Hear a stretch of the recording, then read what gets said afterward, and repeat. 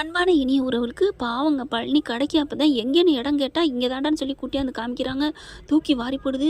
என்னென்ன மச்சான் கடைக்கு எதிர்த்தாப்புல போட்டிருக்கீங்க, இதெல்லாம் நல்லாவா இருக்குது, நியாயமாக இருக்குது அப்படின்னு தாம் தூன்னு கத்திக்கிட்டு குதிச்சுக்கிட்டு இருக்காங்க. டே என்னடா ஓடுற இடத்துலாண்டா இருக்க முடியும், அதுக்காண்டி ஓடாத இடத்துல போட முடியும். ஓ மச்சான் போட்டிருக்காங்கிறக்காண்டிலாம் நட்டத்துக்கெலாம் போட முடியாது. இந்த இடம் பஜாரான இடம், நீ பொழைக்கிற வழியை பாடுறா. அண்ணே எனக்கு வேணவே வேணாம், இது உண்டங்க வீட்டுக்கு துரோகம் நினைக்கிறது. டே அப்படிலாம் இல்லைடா, யார் வேணாலும் கடையை போட்டால் யார் வேணாலும் போட்டு போகிறாங்க, ஆனால் நான் போடணும் அவசியம் இல்லை அப்படின்னு சொல்லிக்கிட்டு இருக்கையில தான் பாண்டியன் குடும்பத்தோடு பார்க்குறாங்க. பார்த்துட்டு ஆடி போகிறாங்க, அள்ளு விட்டுறாங்க. அட பாவி துரோகம் பண்ணிட்டியடா அப்படின்னு புறமாவில் பார்த்தது தாங்க கத்திட்டு வீட்டுக்கு வந்துடுறாங்க. அதாவது பார்த்துட்டு வீட்டுக்கு வந்துட்டு கத்துறாங்க. பழனி பின்னாடியே ஓடி வந்து சமாதானப்படுத்த வராரு. எம்புட்டும் சமாதானப்படுத்துகிறாங்க. மச்சான் அக்கா நான் சொல்கிறத கேளுங்கன்னு, ஆனால் துரோகி வீட்டை விட்டு போடா, உனக்கு இந்த குடும்பத்துக்கு எந்த சம்மந்தம் இல்லைன்னு சொல்லிடுறாங்க. சோனியாவுக்கு எப்படா பழம் நழுவி பாலில் விழுகுன்னு இருந்தாங்க, அது எல்லாம் வாயிலே போய் விழுந்துருச்சா, வாங்க கிளம்பும் அப்படிங்கிறாங்க. இரு சோனியா நீ பாட்டுக்கு ஏதாவது பேசாத அப்படின்னு சொல்லிட்டு, மச்சான் எங்கன கடை போட்டிருக்கான்னு கூட தெரியாது மச்சான், கடைசியாக இப்போ கூட்டிகிட்டு போயில தான் இது என்னது நம்ம அம்மா பேரில் இருக்கேன்னு அப்போ தான் மச்சான் எனக்கே தெரியும். நான் இப்போ என்ன சொல்லிட்டு வந்தேன், வேணான்னு சொல்லிட்டு வந்துட்டேன் மச்சான், நான் இனிமேல் அந்த கடைக்கெல்லாம் போக மாட்டேன் மச்சான் அப்படின்னு எவ்வளோ கெஞ்சுறாங்க. டேடி நடிக்காதடா அப்படின்னு மறுபடியும் அதே சொல்கிறாங்க. என்ன நீ நம்பலையில் நான் ஏன் இங்கே இருக்கணும் அப்படின்னு சொல்லிட்டு வெளில கிளம்புறாங்க. உடனே சோனியா எங்க அப்படிங்கிறாங்க. நீ வராத, எல்லாம் ஒன்னால தான் அப்படின்னு சொல்லிட்டு பாவங்க பழனி வீட்டை விட்டே போயிடுறாரு. அண்ணன் வீட்டுக்கும் போகாமல் மச்சான் வீட்டையும் விட்டுட்டு எங்கிட்டோ கண்காணாத தூரத்துக்கு போயிடுறாரு.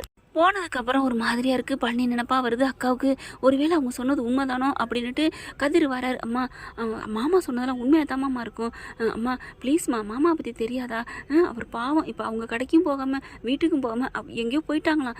என்னடா சொல்கிற, ஆமாம் காணமே அப்படிங்கிறாங்க. அதுக்கப்புறம் ராஜி பார்க்குது, வெளியில் போகுது, அம்மாச்சி வெளில நிற்கிது. எங்கடி பழனியை காணோம் அப்படின்னு கேட்க, எங்கே பார்த்தா அவர் அங்கே தானே வந்தார் அப்படிங்கிறாங்க.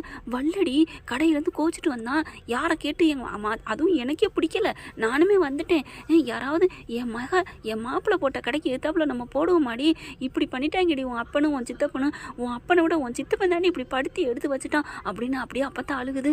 அப்போ தான் சொல்கிறாங்க ராஜி இருந்துட்டு, அப்போதான் சித்தப்பாவை காணோம், அப்போதான் வீட்டை விட்டு போயிட்டாரு.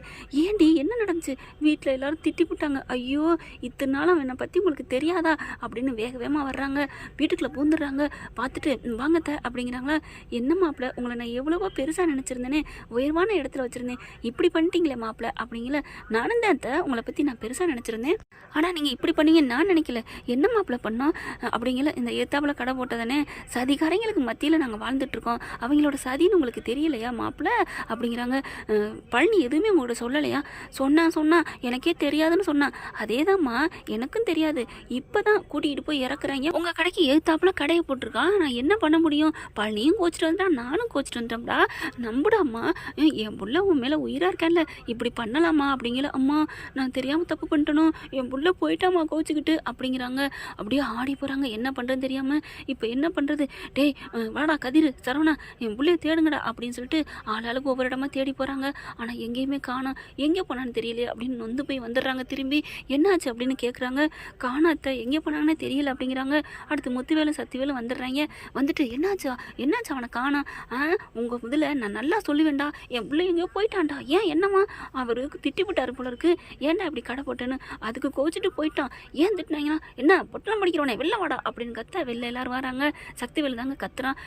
என்ன தைரியம் இருந்தால் என் தம்பியை விரட்டுவீங்க, இங்கே பாரு உன் தம்பியை ஒன்று நாங்கள் விரட்டலை, அவனா போனதுக்கு நாங்கள் என்ன பண்ண முடியும். உடனே சூனியா வந்துட்டு நீங்கள் தான் நான் தச்சு திட்டினீங்க அப்படின்னு பதிலுக்கு மாறி திட்டுறாங்க. அப்போ திறந்துட்டு ஐயோ விடுங்க முதல்ல என் பிள்ளைய தேடுங்க அப்படின்னு சொல்லிட்டு ஆளாளுக்கு தேடி போக ஆரம்பிக்கிறாங்க.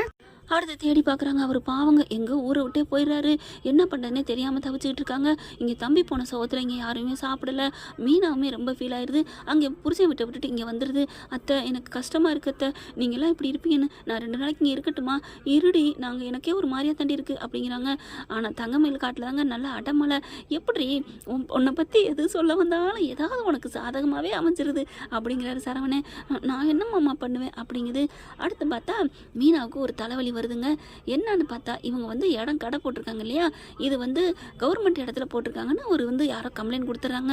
அதை பார்த்துட்டு அவங்க நடவடிக்கை எடுத்தானே ஆகணும். அதனால வர்றாங்க. வந்து பார்த்தா எல்லாரும் ஆளுகளோட வர்றாங்க. நீங்கள் வந்து கவர்மெண்ட் இடத்துல ரூல்ஸை மீறி கடை போட்டிருக்கீங்க அப்படின்னு மீனா சொல்ல, என்ன திமுறா, அந்த பொட்டணம் அடிக்கிறவனுக்கு எதிராக வந்து பேசுறியா, அவங்களுக்கு சப்போர்ட்டாக வந்து எங்களுக்கு எதிராக பேசுறியா அப்படின்னு கேட்க, இங்கே பாருங்கள் நீங்கள் அவங்க எனக்கு இதெல்லாம் தேவையில்லை, எங்களுக்கு வந்து கம்ப்ளைண்ட் வந்திருக்கு, அதுக்காக நாங்கள் வந்திருக்கோம். 2 போலீஸும் வந்துடுது. அவங்க வந்து என்ன சொல்கிறாங்க, ஆமாங்க சட்டப்படி ஆர்டர் வந்திருக்கு, நாங்கள் வந்து நடவடிக்கை எடுத்து ஆகணும், இன்னும் 2 நாளில் இந்த கடையை மூடுறீங்க இல்லை அப்புறம் நாங்கள் எல்லாத்தையும் சப்தி பண்ணிடுவோம் அப்படின்ட்டு போகிறாங்க. நோட்டீஸையும் எழுதி ஒட்டிடுறாங்க. பார்க்குறாங்களா, அட பாவிங்களா இப்படி பண்ணிட்டாலே அப்படின்ட்டு வீட்டுக்கு போயிட்டு ஆய்வுன்னு எப்பவும் போல் வழக்கமாக கத்துறாங்க. வெளியில் வராங்க. வந்துட்டு என்னடா ஆவுன்னா இங்கே வந்து கத்துற அப்படிங்கிறாங்க. என்ன திமுறா, உன் மருமகளை விட்டு சாதிக்க பார்க்குறியா, என்னது சாதிக்க பார்க்குறான், என்ன பண்ணேன் அப்படிங்கிற கரெக்டாக மீனா வருது. என்னப்பா நீ பண்ண அப்படிங்கிறாங்க. நடந்ததெல்லாம் மீனா சொல்கிறாங்க. எங்களுக்கே இதுவே தெரியாதே, என்ன நாங்கள் எதுக்குப்பா அதெல்லாம் பண்ணணும், மரியாதையாக போயிரு, அவ்வளோதான் உனக்கு மரியாதை அப்படின்னு பாண்டியன் சொல்ல, என்னடா நினச்சிட்டு இருக்கீங்க, எனக்கே இப்போ தானே தெரியும், அதுவும் இல்லாமல் நீ ஒரிஜினலாக கடை வைக்கணும் அப்படின்னா முறைப்படி இடத்த வாங்கி நீ கடையை போடணும், கவர்மெண்ட் இடத்துல ஆட்டையை போட்டு நீ பண்ணினா கவர்மெண்ட் என்ன பார்த்துக்கிட்டு சும்மாவாக இருக்கும் அப்படின்னு பாண்டியன் சொல்ல, பார்த்துட்டு சும்மா இருக்காது, நாங்களும் பார்த்துக்கிட்டு சும்மா இருக்க மாட்டோம், அந்த கடைக்கு மட்டும் ஏதாவது ஆணுச்சு உங்கள் வீட்டை இல்லாமல் பண்ணிடுவோம் அப்படின்ட்டு போகிறாங்க. பட போக்கத்தவனே அப்படின்ட்டு போகிறாங்க. அடுத்து 2 நாள் கழிச்சு அவங்க கடையை சாத்தாமல் இருக்கிறாங்க. எடுக்காமல் காலி பண்ணாமல் இருக்கவும் என்ன பண்ணுறாங்க, மீனா என்ன பண்ணுது, இது சரிப்பட்டு வராது, போய் சீல் பண்ணுங்க, எல்லாத்தையும் எடுங்க அப்படின்றாங்க. ஆர்டர் போட்டோன்னே ஆளுங்க பூரா கடைக்கு போயிடுறாங்க. இந்த நியூஸ் பார்த்தீங்கன்னா பேப்பரில் வந்துடுது. பழனி அதை பார்த்துறாரு. பார்த்துட்டு வேகமாக ஓடி வராரு. அங்கே ஏதோ ஒரு பக்கத்து ஊரில் கோயிலில் தாங்க இருக்காரு. அங்கே எல்லாரும் பேசிக்கிறாங்க. இந்த மாதிரியான்னு சொன்ன கையோட பேப்பரையும் வாங்கி பார்க்குறாரு. இங்கே பாருங்கய்யா, ஒரு மச்சினை தங்கச்சி புருஷனை கூட வாழ விடாமல் பண்ணுறாங்க, எல்லா டீட்டெயிலாம் பேப்பரில் வர்றதுனால ஐயோன்னு அலறி அடிச்சுட்டு பழனி வராரு. கரெக்டாக வந்து மீனா எடுக்க போகிறாங்க கடையை. பாண்டியன் எல்லாருமே நின்றுட்டு இருக்காங்க. இங்கே சக்திவேல் முத்திவேல் கையை வச்சிருவீங்க அப்படிங்கிறாங்க. என்ன போலீஸே அரசு அதிகாரியை நீங்கள் அப்படி மறிப்பீங்களா, எங்களை வந்து கடமையை செய்ய விடாமல் பண்ணுவீங்களா அப்படி இப்படின்னு கத்துறாங்க. அதுக்கப்புறம் பார்த்தீங்கன்னா சீக்கிரம் எல்லாத்தையும் எடுங்க, சீல் வைங்க அப்படிங்கிறாங்க. அப்போ பார்த்து பழனி கரெக்டாக வராரு. நில்லுங்க அப்படின்னு வரையில, அதான் தம்பி வந்துட்டான்ல அப்படின்னு பார்க்க அங்கே கோமதி வந்துடுது. அங்கே பாண்டியன்னு நிற்கிறாங்க. என்ன வந்துட்டான் தம்பி அப்படிங்கிறாங்க. இரு அப்படின்னு சொல்லிட்டு போய்கிட்டே இருக்காங்க. பாண்டியன்னு பார்க்குறாரு. பழனி அப்படிங்கிற மச்சான் கூட கூப்பிடாம வேகமாக போவோம், என்ன இவனு போயிட்டே இருக்கான் அப்படிங்கிற அங்கே சக்தி விழுந்துட்டு, தம்பி வாடா, உன் கடையை பார்த்தியாடா, ஏன் கடை என்னன்னே அப்படிங்கல, ஆமாடா உன் கடை தான்டா, நம்ம கடைன்னு கூட நான் சொல்லலை, உன் கடையை எப்படி பண்ணுறா பாடுறா, சீல் வைக்க போகிறாங்கடா அப்படிங்கிறாங்க. நீ சீல் வைக்கிறதுன்னு அவங்க என்ன வைக்கிறது அப்படின்ட்டு, என்னமே நான் பண்ண போகிறேன், சித்தப்பா என்னை மன்னிச்சிருங்க சித்தப்பா, என்னம்மா நீ எதுக்கு மன்னிப்பு கேட்கணும் அப்படிங்கிறாங்க. சித்தப்பா அப்படிங்கிறாங்க, நீ இப்படி பண்ணுவேன்னு நான் நினைக்கவே இல்லை, என்ன சித்தப்பா இதை நீ உன் கையால் பண்ணக்கூடாதுமா, இதெல்லாம் இந்த இடத்த தொட்டா கூட உனக்கு பாவமா, இது வேணாம், இது பாவத்தில் வாழ்கிற இந்த கட்டடம் நமக்கு தேவையில்லை, அதை கொடு அப்படின்னு வாங்கிக்கிட்டு, ஐயா கோச்சுக்காதீங்க இதை நான் பண்ணுறேன்னு அப்படிங்கிறாங்க.